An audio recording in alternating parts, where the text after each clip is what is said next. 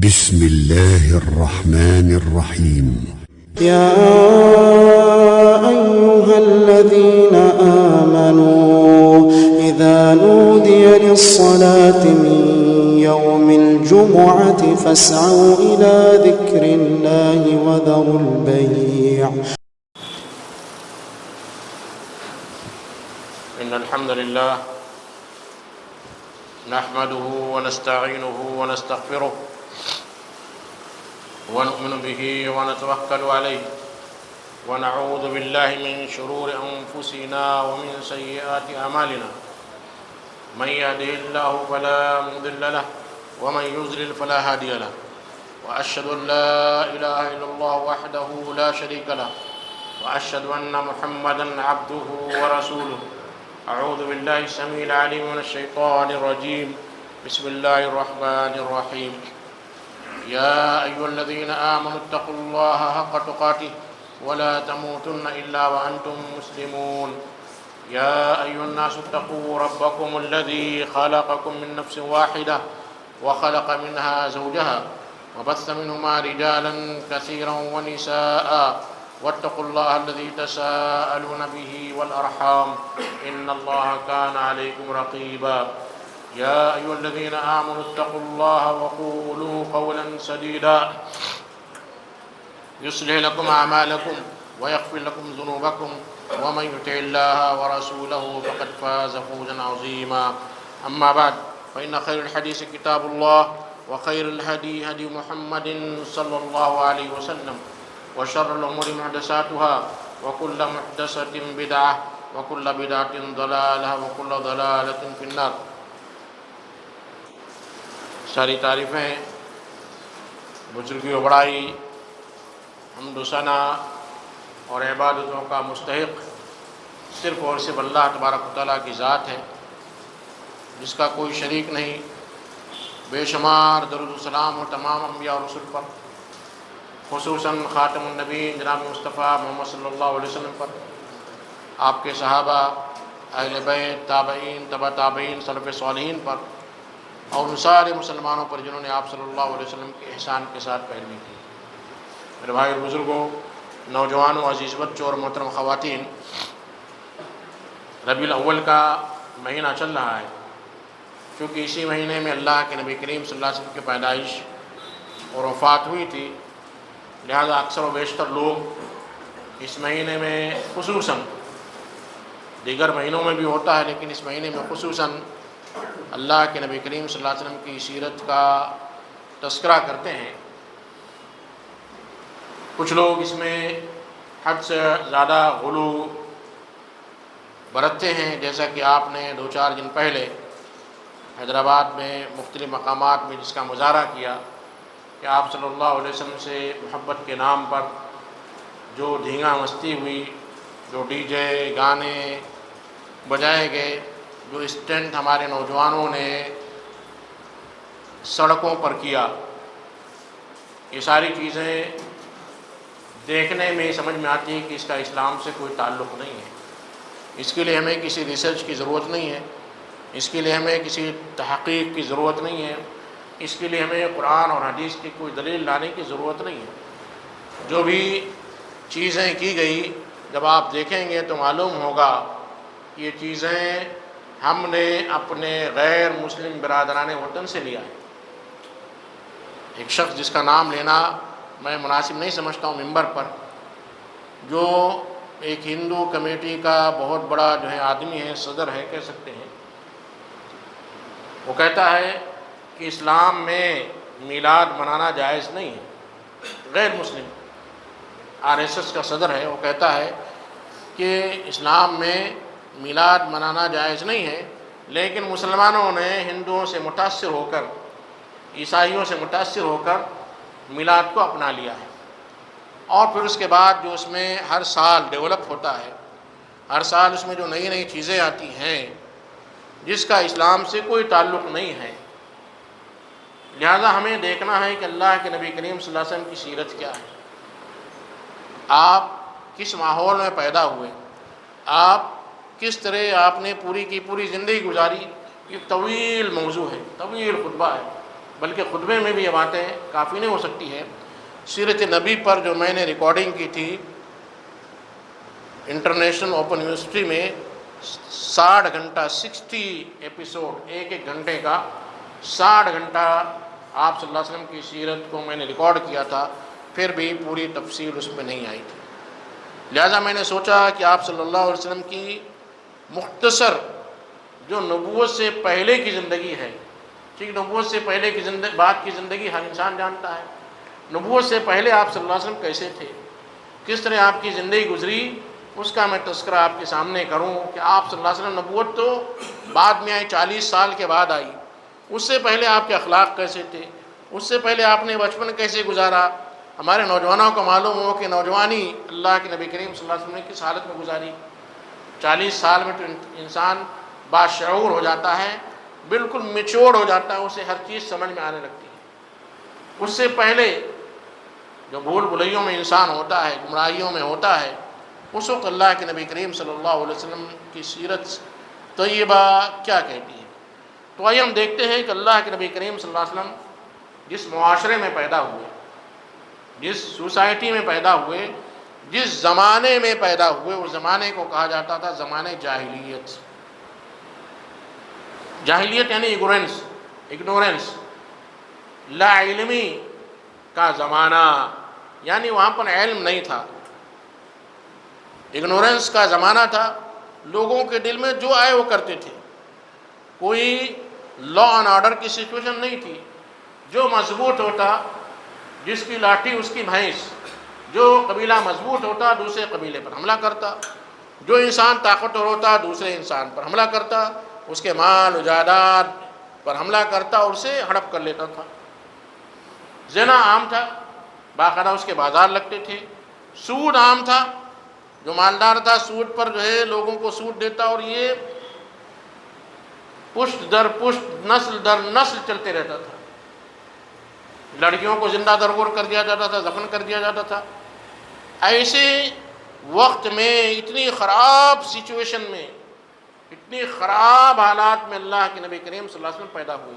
الحمدللہ آج ہم ایسے ماحول میں زندگی گزار رہے ہیں، ایسی سوسائٹی ہے جو پڑھی لکھی ہے، ایجوکیٹڈ ہے، کلچرڈ ہے، برائیاں ہیں، لیکن زمانے جاہلیت میں اس سے بھی خراب ماحول تھا۔ ایسے ماحول میں اللہ کے نبی کریم صلی اللہ علیہ وسلم پیدا ہوتے ہیں۔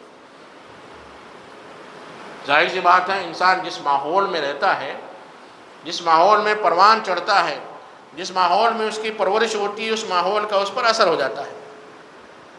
کتنا بھی متقی و پرہیزگار ہو، لیکن اگر وہ ایسے گھرانے میں پیدا ہو جہاں پر نماز نہیں پڑھی جاتی ہے، ایسے سوسائٹی میں پیدا ہو جہاں دور دور تک مسجدیں نظر نہیں آتی ہیں، جیسے یورپ اور امریکہ میں ہے، ایسے علاقے میں رہیں جہاں پر لوگ جہاں پر خواتین چھوٹا لباس، شارٹ لباس پہنتی ہیں، تو وہاں پر وہ چیز بری نظر نہیں آتی، لوگ سمجھتے ہیں ایسا ہی چلتا ہے اور ایسا ہی ہوگا۔ وہاں پر سدھار کا ماحول بہت کم ہوتا ہے۔ ایسی سچویشن میں اللہ کے نبی کریم صلی اللہ علیہ وسلم پیدا ہوتے ہیں، اور آپ صلی اللہ علیہ وسلم کو زمانے جاہلیت کی ساری برائیوں سے محفوظ رکھا جاتا ہے۔ اور یہ بھی دیکھیے کہ جب کسی شخص کے والدین موجود ہوتے ہیں، ماں باپ، اس پر اس کا کنٹرول ہوتا ہے، والدین اس کی نگرانی کرتے ہیں، والدین کے سائے عاطفت میں، محبت میں جب کوئی بچہ پرورش پاتا ہے تو اس کی نشو و نما اچھی ہوتی ہے، بجائے اس کی یتیمی کی حالت میں جو بچے جو ہے زندگی گزارتے ہیں، آپ ان کے دل سے ان کا حال پوچھیے، کتنے پریشانی کی حالت میں زندگی گزارتے ہیں۔ اللہ کے نبی کریم صلی اللہ علیہ وسلم جب پیدا ہوئے، اس سے پہلے آپ کے والد کا انتقال ہو چکا تھا، عبداللہ کا آپ کی پیدائش سے پہلے انتقال ہو چکا تھا، باپ کا پیار انہوں نے نہیں پایا۔ پھر جب اللہ کے نبی کریم صلی اللہ علیہ وسلم 6 سال کے ہوتے ہیں تو آپ کی والدہ کا بھی انتقال ہو جاتا ہے۔ ماں باپ دونوں کے حقیقی پیار سے آپ صلی اللہ علیہ وسلم جو ہے معزوز نہیں ہوتے ہیں، آپ پیار نہیں پاتے ہیں۔ ایسا شخص جو ماں باپ کا پیار نہ پائے، یتیمی کی حالت میں زندگی گزارے، اور پورا کا پورا معاشرہ کرپٹ ہو، پورا کا پورا معاشرہ، تو کیا اس سے تصور کیا جا سکتا ہے کہ وہ ایک اچھا انسان چاہے ایک اچھا مسلمان ایک اچھا انسان نہیں بن سکتا ہے، کیونکہ اس کو پوچھنے والا کوئی نہیں ہے، اس کی تربیت کرنے والا کوئی نہیں ہے، اس کا نگراں کوئی نہیں ہے۔ چچا نگرانی کرتے ہیں، نانا بھی نگرانی کرتے ہیں، دادا بھی نگرانی کرتے ہیں، لیکن ماں باپ کے انڈر میں جو بچے پرورش پاتے ہیں ان میں اور دوسرے بچوں میں ایک نمایاں فرق ہوتا ہے۔ اسی لیے جب بچے زیادہ شرارت کرتے ہیں تو لوگ کہتے ہیں شاید ان کے ماں باپ نہیں ہیں، یا ماں باپ ان کی تربیت نہیں کرتے ہیں، دادا اور پردادا اور نانا کے بارے میں نہیں کہتے ہیں ان کے ماں باپ ان کی پرورش نہیں کرتے ہیں، ماں باپ سے شکایت کرنے جاتے ہیں، دادا دادی سے نہیں جاتے ہیں۔ تو ایسے ماحول میں اللہ کے نبی کریم صلی اللہ علیہ وسلم کی جو زندگی گزرتی ہے وہ زندگی ایک نبی ایک رسول کی طرح زندگی گزرتی ہے، ساری برائیوں سے پاک، کوئی بھی برائی اللہ کے نبی کریم صلی اللہ علیہ وسلم کے قریب بھی نہیں آتی، آپ کو چھو کر بھی نہیں گزرتے۔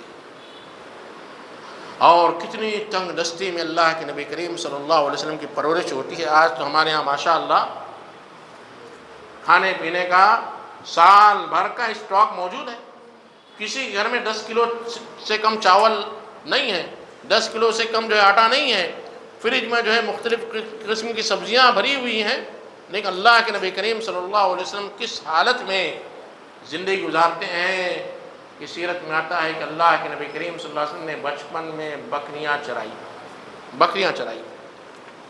آپ کے والد کا انتقال ہو گیا، والدہ کا انتقال ہو گیا، آپ کے دادا جو عبد المطلب تھے انہوں نے آپ کی پرورش ابو طالب کے حوالے کی کہ ابو طالب آپ کی پرورش کریں گے۔ ابو طالب بھی بڑے غریب تھے، کوئی مالدار نہیں تھے، غریب تھے۔ اب ایک چچا اپنے بچوں کو پالنا تو بڑا مشکل ہے، جب اس کے پاس اس کا بھتیجا بھی آ جائے تو ظاہر سی بات ہے گھر میں تنگ دستی، فقیری اور جو ہے مالی پریشانیوں کا ماحول ہو جاتا ہے۔ ایسی حالت میں اللہ کے نبی کریم صلی اللہ علیہ وسلم بچپن میں بکریاں چرانے کے لیے جاتے ہیں۔ ابو ہریرہ رضی اللہ تعالیٰ عنہ کہتے ہیں کہ اللہ کے نبی کریم صلی اللہ علیہ وسلم نے اس کا تذکرہ کیا، فرمایا اور کہا کہ اللہ نے جو بھی نبی بھیجے، ما بعث اللہ نبیا الا رعى الغنم، جو بھی نبی گزرے اللہ نے ان سے بکری کے چرانے کا کام لیا، انہوں نے بکریاں چرائی۔ آگے میں بتاؤں گا کہ بکریاں چرانے کی حکمت کیا ہوتی ہے۔ اللہ کے نبی کریم صلی اللہ علیہ وسلم سے پوچھا گیا کہ ہاں سارے انبیاء نے کیا، تو آپ نے بھی بکریاں چرائی؟ آپ کہتے ہیں نعم، ہاں، کنت اراها علی قراریط اہل مکہ، میں اہل مکہ کی بکریاں چند سکوں کے عوض چرایا کرتا تھا، مجھے کچھ پیسے ملتے تھے، اس پیسے کے عوض میں اہل مکہ کی بکریاں چرایا کرتا تھا۔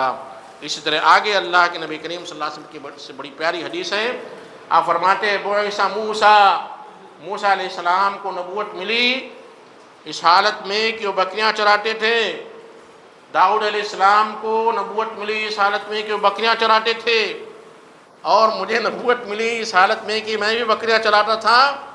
اجیاد، آپ جن لوگوں نے حج کیا ہوگا انہیں معلوم ہوگا، اجیاد مکہ کا ایک علاقہ ہے، وہاں پر اللہ کے نبی کریم صلی اللہ علیہ وسلم بکریوں کو لے جاتے تھے اور وہاں پر بکریاں چراتے تھے، کچھ سکے کچھ پیسے اللہ کے نبی کریم صلی اللہ علیہ وسلم کو ملا کرتے تھے۔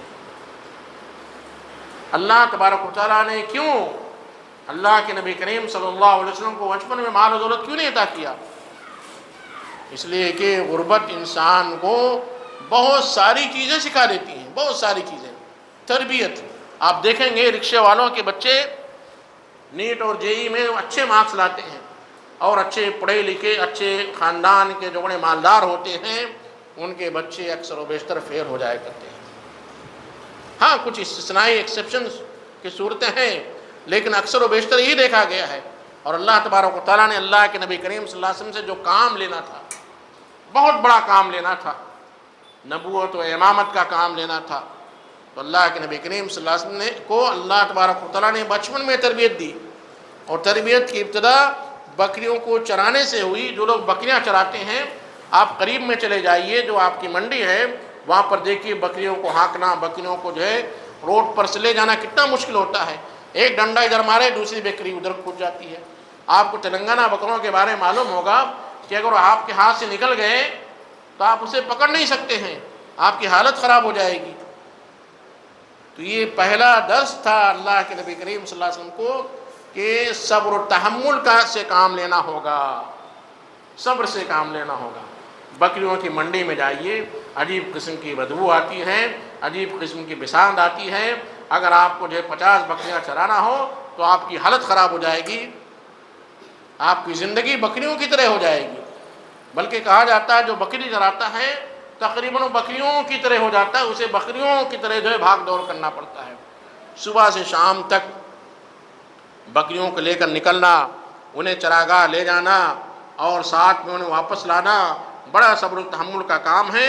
اس لیے اور خاص طور پر مکہ کی سخت دھوپ میں، مکہ کی سخت دھوپ میں بکریوں کو چرانا کتنا مشکل کام ہے۔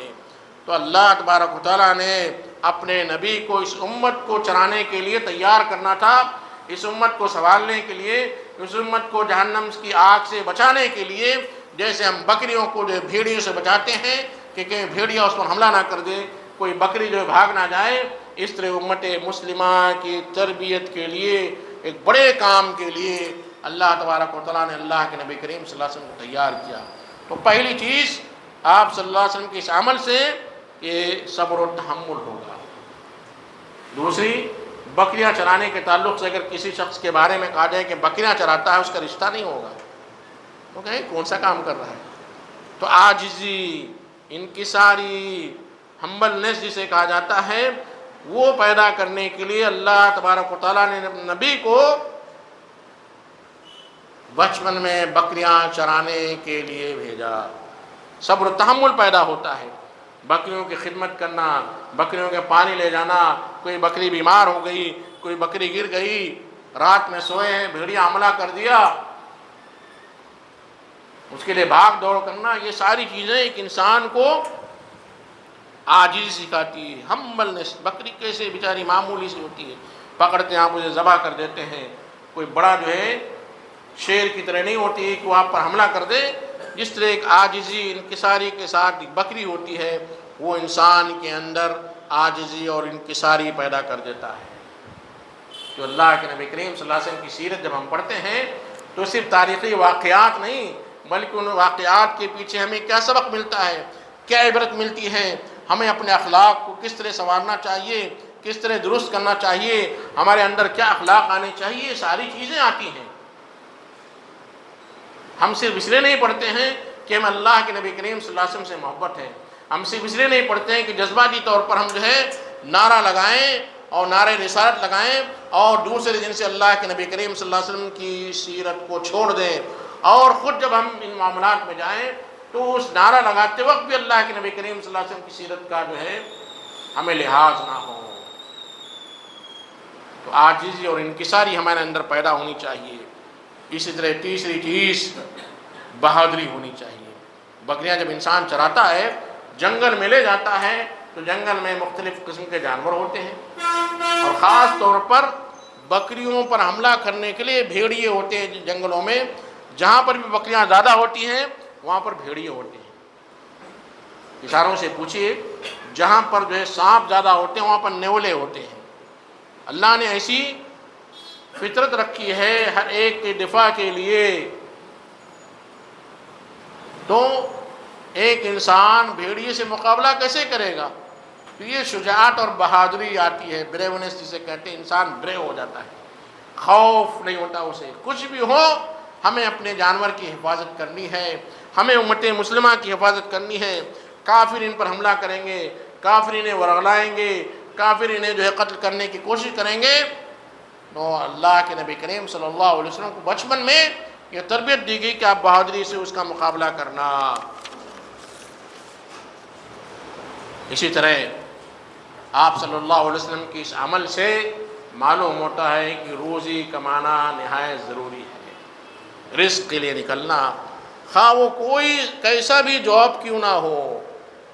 ہمارے بہت سارے نوجوان ان کے لیے جاب کا ایک اسٹیٹس ہے، یہ جاب ملے گا، 9 to 5 کا جاب ہوگا، اے سی آفس ہوگی، کرسی پر بیٹھنا ہوگا، کمپیوٹر ہوگا جس میں ہمیں صرف یہ کرنا ہوگا، باہر جو ہمیں آؤٹ ڈور سروس کے لیے نہیں بھیجا جائے گا، ہمیں جو ہے آؤٹ ڈور کام نہیں کرنا ہے، ایسی سروس کے انتظار میں 30 اور 40 کی عمر جو ہے گنوا دیتے ہیں۔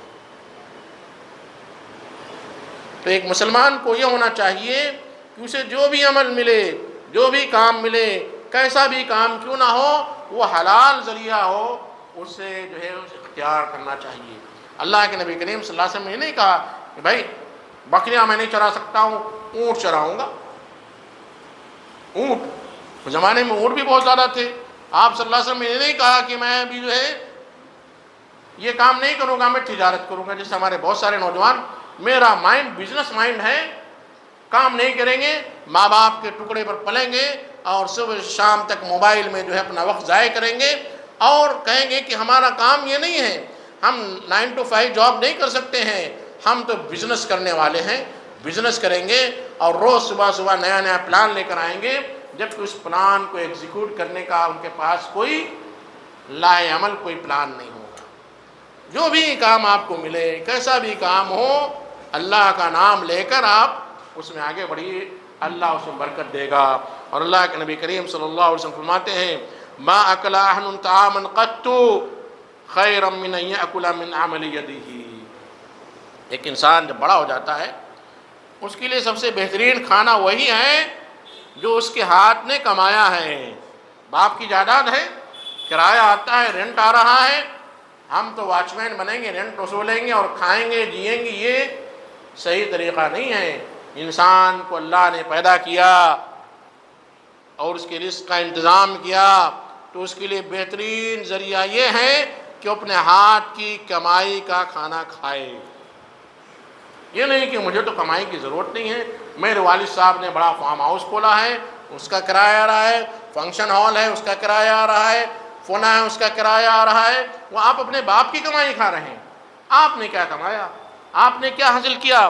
اور جب یہ آپ کے اندر یہ مائنڈ سیٹ اپ پیدا ہوگا تو دھیرے دھیرے آپ کی پراپرٹی کم ہوگی، آپ کی جائیداد کم ہوگی، آپ 1-2 پشت کے بعد آپ کی جو نسل آئے گی، آپ کے پوتے اور پوتے پر پوتے جب آئیں گے تو آپ کی ساری پراپرٹی ختم ہو جائے گی اور پورا کا پورا ایک ایسا خاندان جو ہے معاشرے میں پیدا ہوگا جس کا کام صرف کھانا پینا اور جو سونا اور عیش کرنا ہوگا۔ تو اللہ کے نبی کریم صلی اللہ علیہ وسلم کو فرماتے ہیں کہ بہترین کھانا وہ ہے جو انسان خود اپنے ہاتھوں سے کما کر کھائے۔ کتنی بھی دولت آپ کے پاس کیوں نہ ہو لیکن آپ کو اپنے ہاتھ کی کمائی کھانی چاہیے۔ اور آگے فرماتے ہیں وَإِنَّ نبی اللہ داؤد کان یأکل من عمل یدہ، داؤد علیہ السلام بھی محنت کرتے تھے، اپنے ہاتھ کی کمائی کھایا کرتے تھے۔ یہ اللہ کے نبی کریم صلی اللہ علیہ وسلم نے ہمیں سکھایا کہ جب بھی ہم سوچیں، اس تعلق سے سوچیں کہ ہم اپنے ہاتھ کی کمائی کھائیں گے، دوسروں کی کمائی پر ہم بھروسہ نہیں کریں گے اور دوسروں کی کمائی سے ہم جو ہے اپنی جو ہے ضرورت پوری نہیں کریں گے۔ اللہ کے نبی کریم صلی اللہ علیہ وسلم کے نوجوانی کا ایک واقعہ میں آپ کے سامنے بیان کر کے اپنی بات ختم کروں گا۔ اللہ کے نبی کریم صلی اللہ علیہ وسلم نے بچپن سے لے کر نبوت تک آپ نے کبھی بھی غیر اللہ کی عبادت نہیں کی، غیر اللہ کے سامنے اپنا سر نہیں جھکایا۔ آج ہم کہتے ہیں کیا کریں، ماحول ایسا ہے، ماحول ہے، ہر جگہ جو ہے درگاہ موجود ہے، ہر جگہ قبر پرستی ہے، شرک ہے، ہمارے بچے نہیں بچ رہے ہیں، جا رہے ہیں۔ بہت سارے ہمارے بچے بھی جو ہے جلوس میلاد النبی میں جو شرکت کر رہے تھے اور جو ہے شربت پی رہے تھے، گھوم رہے تھے، اور ہمارے والدین کیا کہتے ہیں ماحول ہے، بڑا مشکل ہے بچوں کو روکنا، پاسبل نہیں ہے، اب بچے معصوم ہیں، جانے دو، بڑے ہو جائیں گے تو سمجھا دیا جائے گا۔ اللہ کے نبی کریم صلی اللہ علیہ وسلم کے بارے میں آتا ہے کہ خدیجہ رضی اللہ تعالیٰ نے کہتی ہیں کہ آپ صلی اللہ علیہ وسلم نے فرمایا واللہ لا اعبد اللات، جبکہ 360 بت جو ہے کعبہ میں تھے، 360۔ آپ صلی اللہ علیہ وسلم نے کہا اللہ کی قسم میں کبھی بھی لات اور عزیٰ کی عبادت نہیں کروں گا۔ اس وقت آپ کو نبوت نہیں ملی تھی، لیکن اللہ نے آپ کو نبوت سے پہلے بھی شرک سے بچایا۔ آج ہم ماحول کا بہانہ کرتے ہیں، کیا کرے؟ پورا کا پورا معاشرہ سود میں ملوث ہے. بغیر سودی کاروبار کے، بغیر سود لیے ہم کوئی کاروبار ہی نہیں کر سکتے ہیں. کیوں نہیں کر سکتے بھائی؟ اس لیے کہ ایکسکیوز نمبر 1، ہم وائٹ منی نہیں دکھا سکتے ہیں ورنہ گورنمنٹ ہم سے ٹیکس لے گی. ہم اتنا بڑا بزنس اگر جو ہے ایک ساتھ پیسے میں لگائیں گے تو اس میں اتنا ٹیکس دینا پڑے گا. اور ٹیکس سے بچنے کے لیے ضروری ہے کہ ہم کوئی لون والا عمل کریں تاکہ اس لون کے ذریعے ہم گورنمنٹ سے ٹیکس بچا سکیں. مختلف قسم کے بہانے. ایک ساتھ ہمارے پاس دولت جمع نہیں ہوگی، ہم گھر نہیں بنا سکتے ہیں. ایک ساتھ ہمارے پاس اتنا پیسہ نہیں ہے کہ ہم بائک نہیں لے سکتے ہیں. اس لیے ہم کیا کریں؟ لون پر لے لیں، سود پر لے لیں. 4 ویلر لے رہے ہیں سود پر. کیوں؟ ضرورت ہے فیملی کے لیے. ہم کیسے جو ہے آٹو رکشہ میں جائیں یا جو ہے اولا اوبر میں جائیں، اس لیے ہم لے لیے، مجبوری ہے. میرے بھائیوں کبھی بھی کام نہیں آئے گا. اللہ کے نبی کریم صلی اللہ علیہ وسلم زمانے میں سود عام تھا آج سے زیادہ. بت پرستی آج سے زیادہ عام تھی. اللہ کے نبی کریم صلی اللہ علیہ وسلم کی پوری زندگی نبوت سے پہلے کی بت پرستی سے پاک تھی، بت پرستی سے دور تھی، سود سے دور تھی، جھوٹ سے دور تھی. یہاں تک کہ کفار مکہ نبوت کے بعد اللہ کے نبی کریم صلی اللہ علیہ وسلم کو صادق الامین کہتے تھے، سچا انسان، امانت دار انسان، ان پر بھروسہ کیا جا سکتا ہے. ایمان نہیں لائے لیکن اپنے کافر بھائیوں کو امانت نہیں دیتے تھے رکھنے کے لیے، اللہ کے نبی کو دیتے تھے. دشمن تھے اللہ کے نبی کریم صلی اللہ علیہ وسلم کے، لیکن انہیں یقین تھا یہ شخص دھوکہ نہیں دے گا، یہ شخص جھوٹ نہیں بولے گا، یہ شخص جو ہے دغا نہیں کرے گا، یہ شخص جو ہے خیانت نہیں کرے گا. اس نبی کے ہم امتی ہیں. بے شمار درود و سلام ہو جناب مصطفیٰ محمد صلی اللہ علیہ وسلم پر. اللہم صلی علی محمد وعلی آل محمد کما صلیت علی ابراہیم وعلی آل ابراہیم انک حمید مجید. اللہم بارک علی محمد وعلی آل محمد کما بارکت علی ابراہیم وعلی آل ابراہیم انک حمید مجید. وآخر دعوانا ان الحمدللہ رب العالمین.